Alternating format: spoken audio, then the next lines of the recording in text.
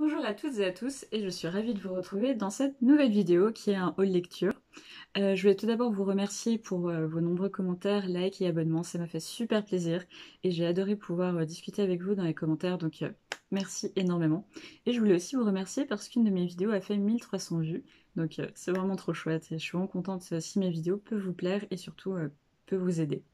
Donc oui, je reviens pour un haul lecture alors que de base je m'étais dit que non. J'espérais en fait pouvoir faire environ janvier et avril sans acheter quoi que ce soit, tout simplement pour faire une petite pause et finir les piles de livres que j'ai encore en réserve. Malheureusement, j'ai quand même craqué, mais j'ai des circonstances atténuantes. La première circonstance atténuante, c'est que j'avais très envie de soutenir une bibliothèque, pardon, une librairie qui compte beaucoup pour moi. C'est une librairie en fait de manga. Et cette librairie est vraiment chouette et elle a besoin un petit peu de soutien après la période du Covid. Et étant donné que dans le cadre de mon travail, donc en plus d'être étudiante en lettres à l'université, je suis aussi aide bibliothécaire et donc dans le cadre de mon travail, j'ai parfois des moments où il n'y a pas beaucoup d'usagers dans la bibliothèque et dans ces moments-là, en attendant qu'on vienne me solliciter ou avant que moi-même j'aille aider des usagers qui ont l'air d'en avoir besoin, je lis des mangas. Pourquoi des mangas? Parce que c'est beaucoup plus simple d'avoir quand même un œil sur la bibliothèque sans être trop pris en fait par le texte, étant donné qu'il y a des images et que c'est quand même des temps de lecture assez courts. Moi, un manga, ça me fait à peu près 20 minutes, 30 minutes de lecture, grand maximum. Donc voilà, c'est quelque chose que je fais assez souvent. Mais du coup, j'emprunte les mangas et je ne les achète plus.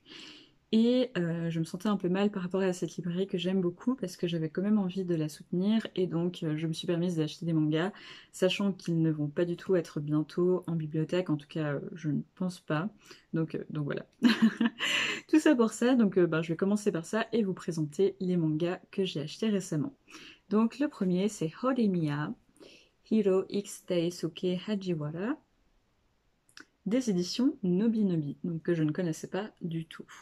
Et donc ce manga m'a été très chaudement recommandé par Blood is the New Black en fait dans sa dernière vidéo. Si vous connaissez pas Blood is the New Black, je vous conseille vraiment sa chaîne. En fait, c'est une tatoueuse professionnelle qui est aussi dans cette culture goth et métalleuse. Et en gros, elle fait des vidéos à la fois sur le Japon, mais aussi sur ses dernières lectures, sur plein de sujets différents. C'est super intéressant. J'adore ce qu'elle fait aussi d'un point de vue tatou, en fait. Et elle est vraiment chouette, donc je vous la conseille très chaudement. J'essaierai de mettre sa chaîne en barre d'infos si j'y pense, mais bon, je pense que je vais y penser. Donc voilà, et elle avait dit que c'était un manga, une comédie romantique en fait, entre une jeune fille qui est parfaite au lycée et qui en réalité est obligée de s'occuper de toute sa famille une fois rentrée chez elle, et un garçon qui a l'air un peu geek au lycée et qui en fait est un jeune tatoué avec des piercings trop beaux, etc. Et apparemment, elle avait dit que c'était un manga feel good, mais qui était quand même assez bien foutu. Du coup, j'avais très envie de tester et effectivement, c'était vraiment génial. En général, elle ne se trompe jamais. Quand elle conseille des mangas, je les achète parce qu'en général, c'est toujours très bon. Et là, c'était le cas. C'était excellent. J'ai absolument adoré. Je vous le conseille très chaudement. En fait, c'est vraiment un scénario qu'on dirait hyper banal en soi, mais si bien raconté. J'ai beaucoup rigolé. Le héros principal est vraiment mignon. Je pense qu'on verra pas forcément. Ah si, on voit bien. Mais voilà, il est vraiment très mignon, donc ça ne gâche rien. Et franchement, c'était très chouette, donc je vous le conseille fortement. Il est vraiment bien. Et surtout, il n'est pas trop gnangnan, parce qu'en ce moment, je ne supporte plus trop les shoujo, donc les mangas destinés à un public féminin, parce que vraiment, ça devient parfois un peu ridicule. Donc là, c'était très léger, très sympa, et en plus, le dessin, je trouve, est aussi très léger et très agréable. Donc vraiment, chaude recommandation, foncez, il est vraiment cool, et en plus, ça soutient la maison d'édition Nobinobi, que je ne connaissais pas du tout. Du coup, dans les foulées, j'ai acheté le tome 2 parce que j'ai très envie de lire la suite. Donc voilà, là on voit les amis des deux protagonistes principaux. Donc voilà, celui-ci, je me le réserve pour très prochainement, à mon avis aujourd'hui, et je sens que je vais adorer. Donc les deux tomes sont sortis, les deux premiers tomes, il me semble qu'il y a environ 12 tomes si je me trompe pas. Donc voilà, je sens que ça va être ma prochaine série feel good, où dès que je me sens pas trop bien, je lirai un volume, et à mon avis ça va être génial. Ensuite, j'ai acheté, toujours dans les mangas, He Came for Learning Love de Aya Shuoto. Et là, je dois avouer que j'ai été vraiment influencée par le fait que ce charmant jeune homme a un tatouage. Et donc, c'est une lycéenne qui reçoit un androïde dans un colis qui s'appelle Nayuta et il va vouloir devenir son copain pour apprendre l'amour. Donc, mais si je vous disais que pour Holy Mia, c'est une histoire qui change un peu d'habitude et qui est pas trop gnangnan, j'ai vraiment conscience que celui-ci va être très gnangnan. Mais je sais pas, j'avais envie de tester, je le trouvais vraiment chou et je voulais un petit peu voir ce qu'il avait dans le ventre. Je me dis que ça peut être une lecture assez sympa.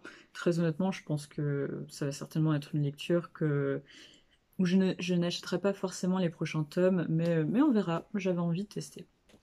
Ensuite, j'ai acheté Whispering You a Love Song de Eiko Takeshima aux éditions. Ah, ils ne mettent pas la maison d'édition, mais c'est, vous savez, les éditions Yoli, là, je crois de Tonkam. Bon, bref.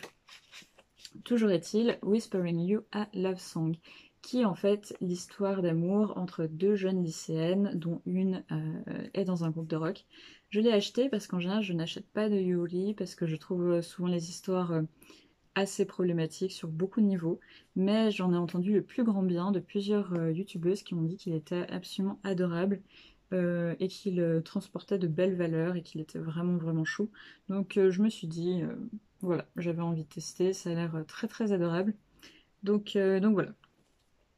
Et ensuite, j'avais lu le tome 1 des Sorcières de la fin du monde et j'ai acheté les 2 tomes suivants. Donc il me semble que c'était une trilogie et que du coup la trilogie est terminée. Donc regardez-moi la beauté des, des couvertures, c'est absolument magnifique.